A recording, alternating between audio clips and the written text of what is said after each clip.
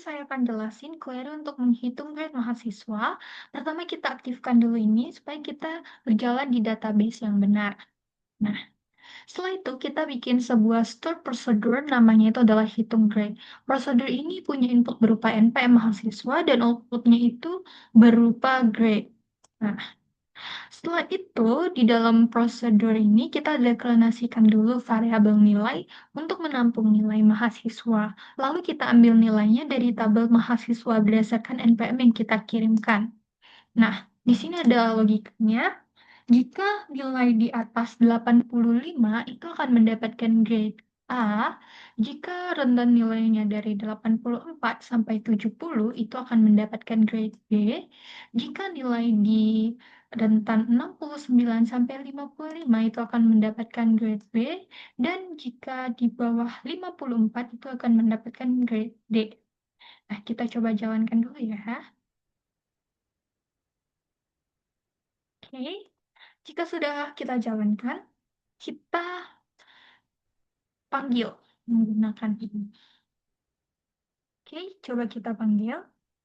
Nah, kita ketahui kalau NPM ini 2431107 itu dia ini dia mendapatkan nilai 73. Otomatis 73 itu ada berada di rentan B. Oke, kemudian yang kedua, saya akan menjelaskan bagaimana cara penggunaan function dari build up function. Yang pertama ada string function yang akan saya jelaskan, kemudian ada date function. Yang pertama, string function. Sebelum itu kita akan menggunakan database DB Campus. Pastikan ini sudah benar dengan database dummy yang sudah kita buat.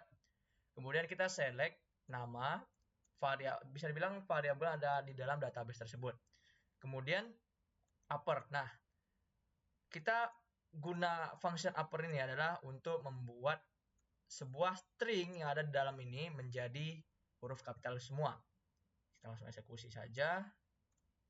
Nih, jadi untuk upper itu nanti mengubah data yang ada di dalam sini itu, contoh Naila Ferencia menjadi Naila Ferencia yang versi kapital. Kemudian ya perintah yang kedua atau function kedua, left, di mana function ini berguna untuk mengambil kata atau bisa bilang mengambil huruf. Contohnya, ini ada variabel yang kita isi di sini, ada variabel nama yang kita ambil. Kemudian kita ambil 5 huruf dari kiri. Contohnya ini Naila. Kita ambil 5 Naila. Kemudian ada Mikaela. Kita ambil 5 huruf. Ini jadi Mikai. Nah, ini gunanya function left untuk mengambil 5 huruf pertama. Kemudian ada function kedua yaitu ada length atau panjang. Singkatannya len. Nah, len ini digunakan untuk menghitung berapa sih panjang nama dalam variabel tersebut. Atau bisa bilang panjang kata dalam suatu string. Contoh, Naila Ferencia itu total ada 14. Nah, lanjut, ada date function. Nah, date function ini ada 4 yang saya mention di sini. Pertama, kita select dulu, ada get date. Nah, get date ini adalah function untuk mengetahui tanggal sekarang, jam, bahkan waktu sekarang. Contohnya ini saya langsung eksekusi. Nah, nih, kita mengetahui bahwa sekarang itu adalah tahun 2025, bulan 10, tanggal 26, jam 23.12. Di sini tertera dengan jelas. Itulah gunanya function getDate, untuk mengetahui tanggal sekarang. Kemudian lanjut, function year. Kemudian dalam kurung getDate. Gunanya apa? Ya, function ini berguna untuk memanggil tahun. Ini 2025, kemudian month. Nah, function month itu berguna untuk memanggil bulan dalam tanggal sekarang. Contohnya ini, nah bulan 10. Kemudian ada juga date name. Nah, date name ini berguna untuk memberikan nama. Contoh nih, saya memanggil get date yaitu weekdays. Nah, hari ini hari apa sih? Nah, pas kita panggil, oh kita tahu nih weekdays hari ini date name-nya Sunday. Coba kita ganti, ini jadi month. Nah, kita mau tahu hari ini itu bulan apa gitu kan. Nah, kita eksekusi. Oke. Nah, muncul. Hari ini adalah bulan Oktober. Nah, ini kita seperti, nah ini contohnya saja ya teman-teman. Bentar. Ada.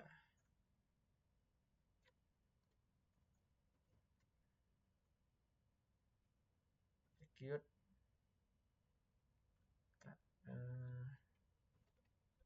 Nah, dah. Yep. Nah, ini dia. Oke.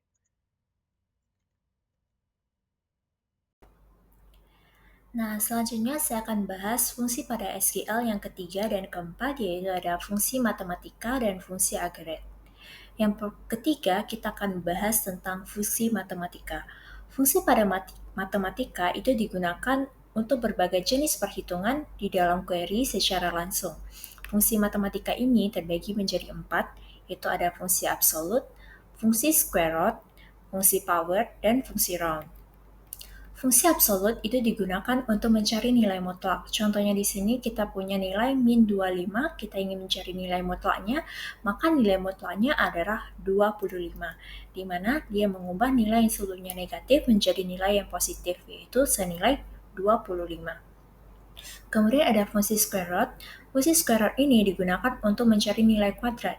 Di sini kita punya nilai 64, jadi kita akan mencari nilai kuadrat dari 64, yaitu 8, akar 8. Kemudian ada fungsi power. Fungsi power ini digunakan untuk mencari nilai pangkat. Nah, di sini kita punya nilainya 5 pangkat 3. 5 pangkat 3 adalah 5 dikali 5 dikali 5, maka hasilnya adalah 125. Kemudian ada fungsi round, yaitu berperan dalam pembulatan angka di belakang koma. Di sini kita punya nilainya 78.654,1, maka jika dibulatkan, itu bisa dibulatkan menjadi 78.700. Yang keempat itu kita akan bahas tentang fungsi agregat, yaitu fungsi yang berperan dalam mengolah dan menganalisis data dalam jumlah yang banyak menjadi satu ringkasan.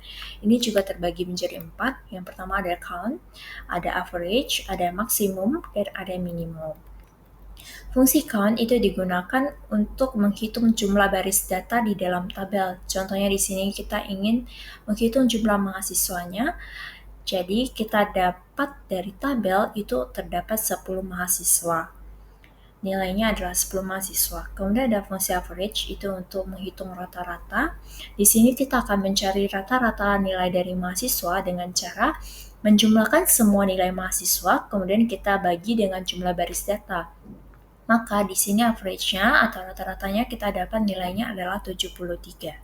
Kemudian ada fungsi maksimum, yaitu fungsi di mana kita akan mencari nilai tertingginya. Dan di sini kita mencari nilai tertinggi dari mahasiswa, yaitu kita dapat nilai 95. Kemudian ada fungsi minimum, ini sama seperti mencari maksimum, tapi bedanya di sini kita akan mencari nilai terendahnya. Jadi kita akan mencari nilai terendah yang diperoleh oleh mahasiswa. Di sini kita mendapat nilai terendah yang didapatkan mahasiswa adalah nilainya 48. Nah, secara keseluruhan, fungsi-fungsi yang telah dijelaskan ini berperan besar dalam perhitungan kita di dalam SQL. Untuk yang nomor 3, kita akan membuat function cek kelulusan yang mengembalikan scalar value. Function ini akan memeriksa apakah nilai mahasiswa di atas 60. Jika iya, hasilnya adalah lulus. Jika tidak, hasilnya adalah tidak lulus. Pertama-tama, kita akan create function cek kelulusan dengan parameter nilai dengan tipe data integer. Selanjutnya, kita akan mengembalikan nilai dengan tipe data varchar dengan panjang maksimal 20 karakter. Setelah itu, kita akan declare status dengan varchar 20. Artinya, kita akan menyimpan hasil sementara apakah mahasiswa tersebut lulus atau tidak lulus. Setelah itu kita akan lakukan percabangan if-else. Jika nilai di atas 60, kita akan set status lulus. Else, apabila nilai di bawah 60, kita akan set status sebagai tidak lulus. Selanjutnya, kita akan mengembalikan nilai dari variable status menggunakan perintah return. Kemudian kita akan jalankan query tersebut. Nah, muncul error seperti ini adalah karena saya sudah ada objek dengan nama cek kelulusan sebelumnya. Selanjutnya, untuk menampilkan data apakah mahasiswa tersebut lulus atau tidak lulus, kita akan jalankan query yang di bawah ini. Nah, muncul satu kolom baru yaitu status kelulusan.